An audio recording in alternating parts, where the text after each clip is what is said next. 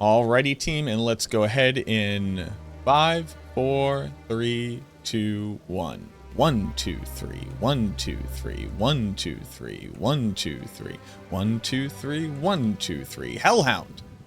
Hellhound, bud, you have to remember the choreography. We've gone over this time and time again. You know what? You all take 5. I'm gonna go ahead and record a video about my new build guide. Does that make sense? Yeah, guys, go ahead, take a break. Hi everybody, my name is MacroBioBoy, and you might have been following along with the evolution of my Infernalist minion build. We've come a long way from the beginner guide as well as the endgame guide that I originally posted just a few days back. And I'm happy to report that the evolution has continued. We've now fully swapped over to using snipers. I think that this is just strictly better than anything that the arsonists were doing previously. Interestingly enough, you can also run a cool hybrid of the build, which I'll try to detail in some information later on in the video, just in case you're interested in making the transition a little less stark. And rather than just follow along with the tempo and general vibe that I currently have in this video, I'm just going to go ahead and jump to a smash cut of this thing absolutely obliterating bosses and tough elites in tier 15 maps. What do you say? Alrighty, right there we have a boss, and I hope we don't have boom! Oh, what is that, a giant elite monster? Well, that kind of stick, boom! Oh no, a huge pack of monsters, they're all around us, what are we, boom! Let's go ahead and talk about what the build is attempting to accomplish, how you're going to be playing it differently while we're running it through this tier 15 map. The big departure of this build from the previous arsonist version of it is that it's a bit more hands-on, but we've basically stripped away everything that was unnecessary and really drilled down to the core components of what the build needs to do. Your skeleton snipers effectively are used only for their cooldown. We don't care about the damage of their auto attacks at all, because their cooldown is going to drop hellfire onto every single monster within range. When you use the command for your skeleton archers, they're going to drop poison clouds. The initial impact will do physical damage, the poison clouds will do chaos damage over time, but when a monster is ignited while inside of the poison cloud, the entirety of it, and all poison clouds touching it, will explode, doing a literal megaton of damage. To be able to effectively permanently spam using your skeleton archer ability, you need somewhere around 5 to 6 skeleton archers, as long as none of them die during this time. Having the additional archers around basically makes sure so that in case any of them happen to drop off, they died to an AoE, a big monster comes by and just swats one of them, you're never without ammunition. The raging spirits that you have been relying on this entire time for the majority of your damage output are now just straight up tank and crowd control machines. We add on the ability for them to slow, blind, and knock back any targets within range of their attacks, and they really stop doing damage at all and instead work as an amazing bulwark of survivability and safety, be able to set up scenarios where you're able to output the most damage possible. While your Hellhound will continue to be your primary source of automatic ignite on the build, you can also use Flame Wall in a pinch to be able to trigger it as well. But what our Hellhound is primarily applying now is a massive and amplified effect of exposure, further reducing fire resistance on targets. The great part about the Hellhound as well is that it basically automates the ignite source for the build, so you don't technically have to wait around worrying about whether or not monsters will become ignited so that they will explode the poison cloud. It is just a matter of time. But for people who want to be a little bit more proactive, Flame Wall is there as well. You basically never need to cast Pain Offering nor Flammability on anything that isn't an incredibly tanky elite or a boss. Those two skills are basically outside of the action economy of what you're looking to do. You just want to charge forward the entire time, dropping down poison clouds as you go. Since the poison clouds will rate around for 8 seconds, they can be exploded later on, and each one of them will each deal their explosion damage once ignited. So if you have a monster sitting around in essence, or a boss that has a huge animation wind-up time before it spawns, you can just drop a ton of the poison clouds on top of them, and the moment that they're ignited, they all explode, typically one-tapping most things other than strong bosses. When you start to get into some of the more advanced and nuanced ways of playing the build, being able to set up gas clouds further ahead, giving them more of an opportunity to be able to spread into an area, will further increase the area of the explosion that is done. Basically, the explosion occurs in the same amount of area that the poison cloud exists inside of, so the longer it can spread, the wider the damage is applied. And since the explosion itself is a 100% conversion of fire damage, this will also apply ignite to targets, allowing them to cascade with explosions further on in case your Infernal Hellhound is stuck somewhere else. Pairing along with this, all of the great survivability that having a huge amount of energy shield, a huge amount of mana with Mind Over Matter from the passive skill tree, still stacking a huge amount of life to be able to benefit from a large amount of spirit as well, and then just kind of holding up your shield when all else fails. The build is surprisingly tanky, incredibly well built, and the damage output matches the amount of survivability that you bring to the table. The only thing that's going to get you are the insane one-shots that just happen to just kind of hit you every once in a while in tier 15 plus maps. It's not a lot you can do about it. PoE is just a little bit overtuned when it comes to monsters being able to stomp you right now.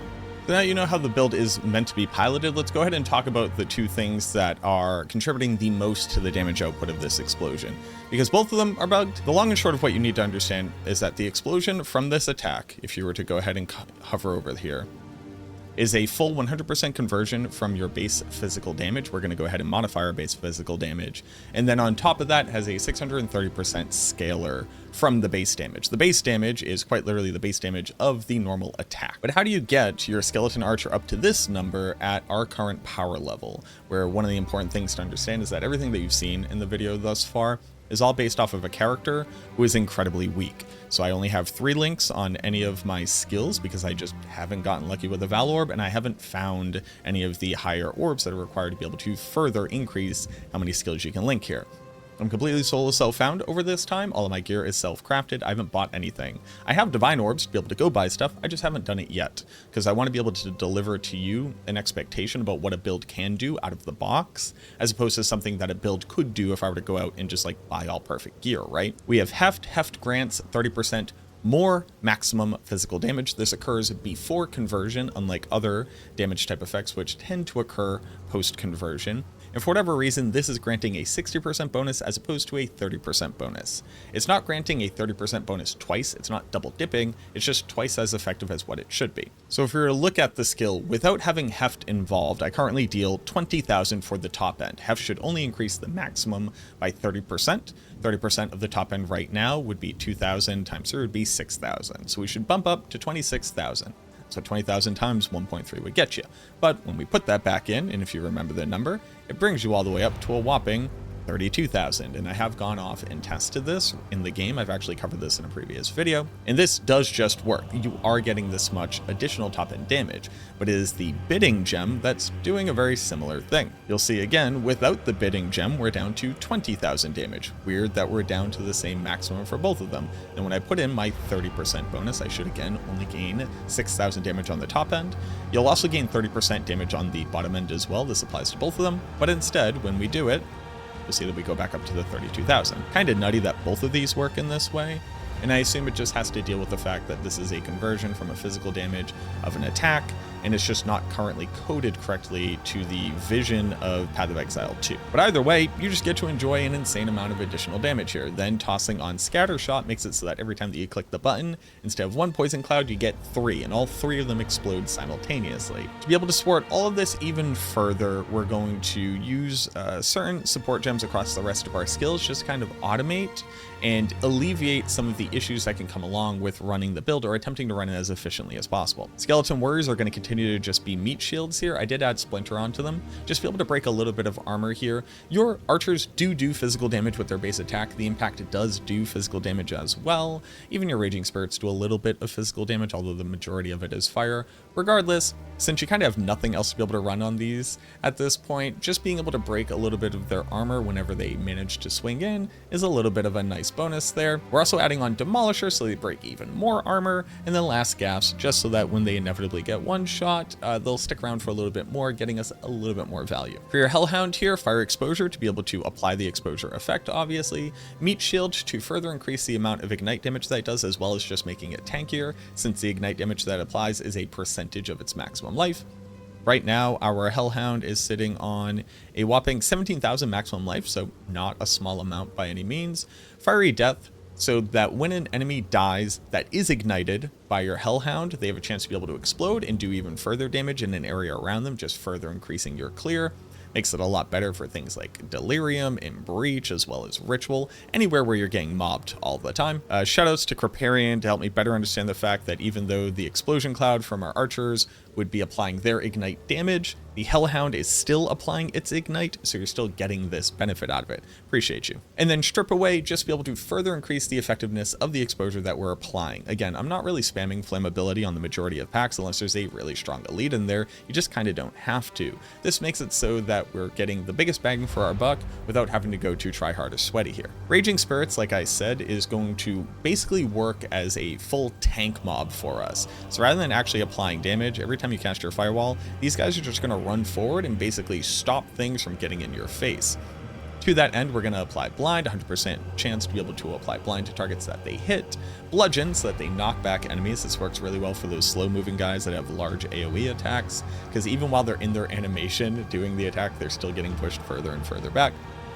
And then Maim to also apply this effect, which is going to reduce their movement speed as well as reduce their evasion rating. The evasion rating doesn't really work. The explosion is going to hit them regardless, but it's just a little bit of an extra benefit. Skeletal Priests here, I am running +1 minion skill level because, I mean, guess why not? There's kind of nothing else to put here. And then Elemental Army just so that they're a little bit tankier. Pain Offering, we're going to be using this against bosses or tanky elites. Font of Rage, so that all of our minions will gain Rage. Rage will further increase the damage that they deal per stack.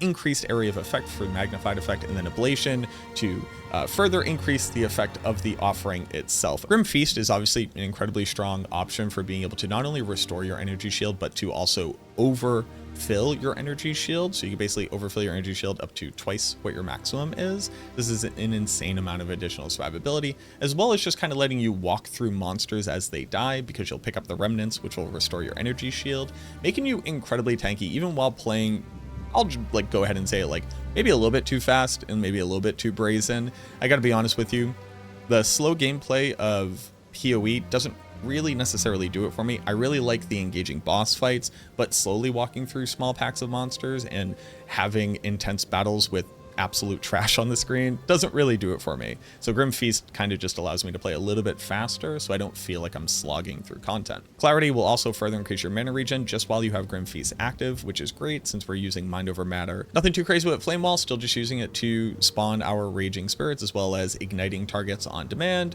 Fortress to be able to make it a circle. This is less important nowadays, since we're not using like arsonists to shoot through them. It does very slightly increase the efficiency of our skeleton archers picking up flame damage though. And then inspiration to actually make this skill cost even less. What's really nice about this is that you can basically spam it off of your base mana regen even if you don't have a ton of it. So it allows you to constantly spam your Raging Spirits to act as meat shields if you're in a dangerous situation where you've run out of mana and Mind Over Matter is continuously eating through it as you're taking damage. I think that reducing the mana cost here is like a huge improvement quality of life, so don't sleep on that. We are using Blink on a swap, and obviously flammability here. We're going to be using Persistence, so it applies for longer. Focus Curse, so that it can apply faster to a target, and then Heightened Curse, so that is stronger when it's applied. I want to do a quick gear overview just so you can kind of compare yourself to where I'm at right now. My major focus is giving myself as much survivability as possible. Secondarily, increasing as much Magic Find as I possibly can.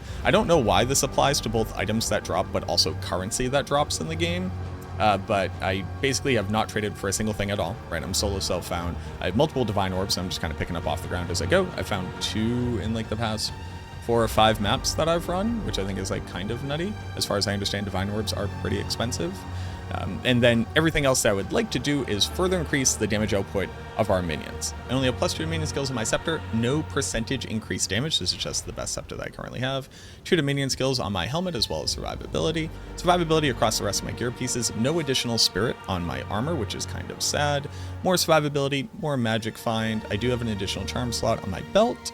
Feel free to just like pause this if I'm going a little bit too fast and just kind of read each piece itself. Pretty nasty boots, all things considered here. An absolutely disgusting shield for what I'm attempting to accomplish with it. A pretty decent amulet, an insane amount of additional rarity. Sadly, no spirit and no minion skills on this. So I'm missing out on a pretty massive amount of additional minions that could be on board right now.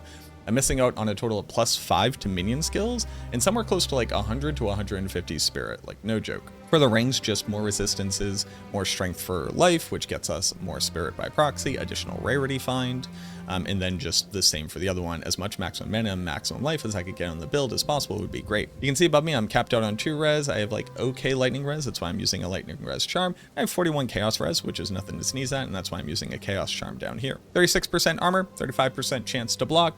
just about 2,000 life, just about 1,000 mana, just about 1,500 energy shield. For the swap, I'm intentionally using something that doesn't interact with minions at all, so I don't have to worry about unsummoning my skeletal warriors, and I basically can't screw up noticing what I'm on. Like, if I have a mace in my hand, I'm on the wrong swap to be able to do damage. And then just a secondary shield with similar survivability stats so that when I do swap, I'm not all of a sudden a wet noodle. But there you go, that's the next evolution of the build as you know it. If you're brand new to the channel, go ahead and subscribe to it. You don't want to miss out on any of this. If you appreciated the video, also leave a like and a comment letting me know what you liked, what I could have done better. If you're looking for different information, if you have questions, etc. I also just kind of generally want to drop an apology in here. I've been a little bit lackluster both on streaming and putting out content. I don't like to go this long without having a live stream or having a new video for you. I stream here as well as on Twitch, typically Monday through Friday, 1 to 7 p.m. EST. If you haven't come and hung out with me, please do so. I'd love to have you. But life just kind of got really real for a little bit. I'm not going to go ahead and dump into too much information because I don't want to make this, you know, like too parasocial on you all. But it's been a little bit rough. It's been a little bit touch and go with some stuff. So if there's a little bit of a cadence drop in me putting out videos or me live streaming, just kind of understand that that's what's going on right now. Once we're past everything, hopefully it'll be back to business as usual.